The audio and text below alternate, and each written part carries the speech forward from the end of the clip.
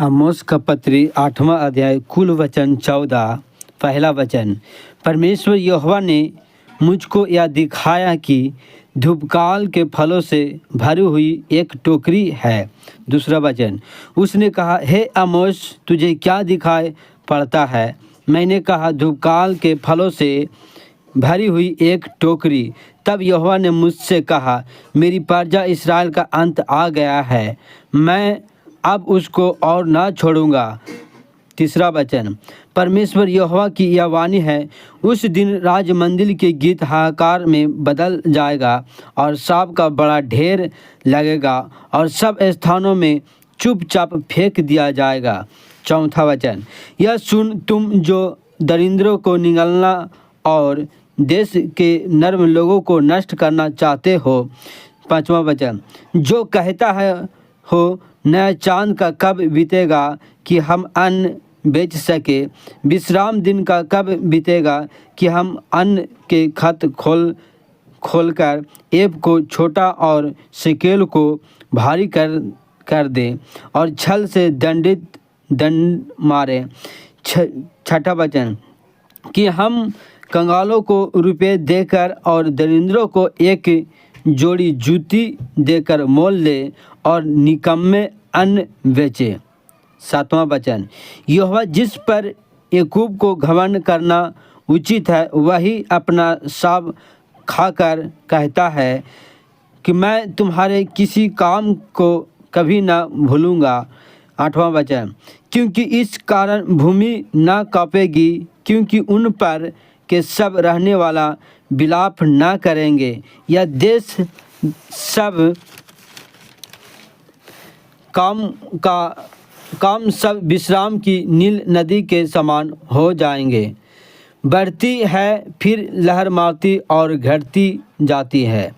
नौवां वचन। परमेश्वर यहोवा को यह वाणी है, उस समय में सूर्य को दोपहर के समय अस्त करूँगा और इस देश को दिन दोपहर अंधकार कर दूंगा। 10वां वचन। मैं तुम्हारे पर्व को उत्सव को दूर करके विलाप कराऊंगा और तुम्हारे सब गीत को दूर करके विलाप के गीत गवाऊंगा।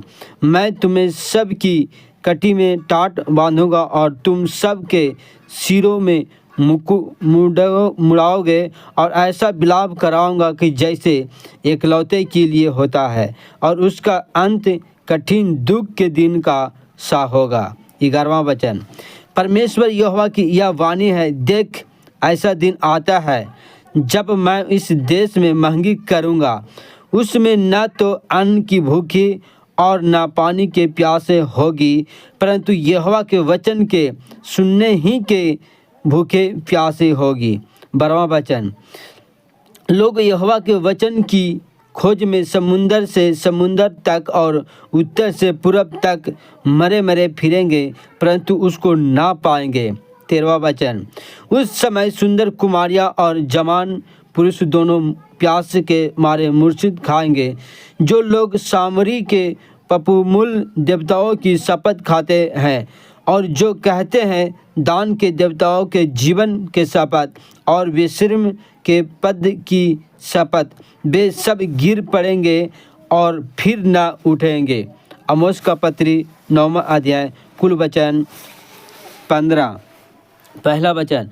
मैंने प्रभु को वेदी के ऊपर खड़े देखा और उसने कहा, खम्भे की कंगानी पर मर, जिससे डेवढ़ी हिले और उनको सब लोग के सिर पर गिरकर टुकड़े टुकड़े कर, और जो नष्ट होने से बचे उनमें तलवार से घात करूँगा।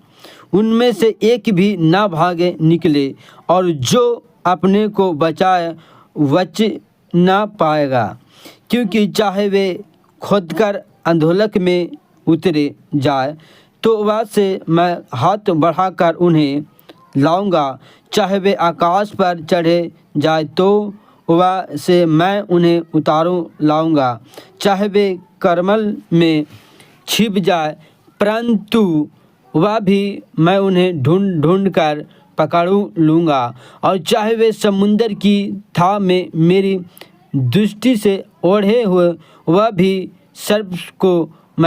सर्प को उन्हें दासने की आज्ञा दूंगा।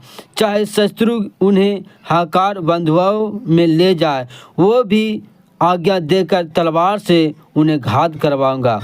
और मैं उन पर भलाई करने के लिए नहीं, बुराई ही करने के लिए दुष्ट करूंगा। सेनाओं का परमेश्वर यहोवा के ईश्वर करने से पृथ्वी पिघलती है और उसके सारे रहने वाले विलाप करते हैं, और वह सब की सब मिस्र की नदी के समान हो जाती है, जो बढ़ती है फिर लहर मारती और घट जाती है, जो आकाश में अपनी कोठरियाँ बनाता और अपने आकाशमंडल को नीचे पृथ्वी पर डालता और समुद्र का जल धरती पर बहा देता, उसका नाम यहोवा है। हे इस्राएली, यहोवा की यह वाणी है, क्या तुम मेरे लिए खुशियों के समान नहीं हो?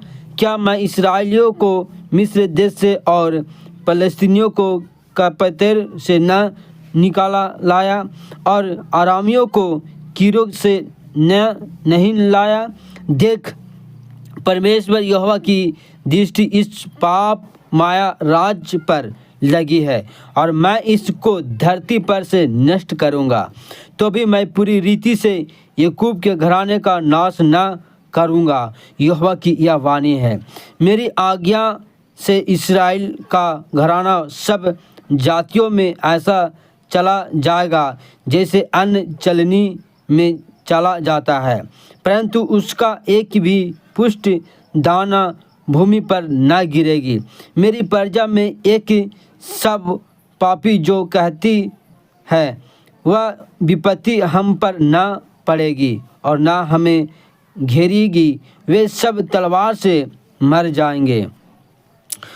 11वां वचन, उस समय दाऊद की गिरी हुई खोपड़ी को खड़ा करूंगा और उसके बड़े के नाम को सुधारूंगा और उसके खंडरों की फिर बनाऊंगा, और जैसे वह प्राचीन काल में था उसके वैसा ही बना दूंगा। 12वां वचन, जिसने वे बेचा हुआ एदोमियों को वरन सब जातियों को जो मेरी कहलाती है अपने अधिकार में लेगा।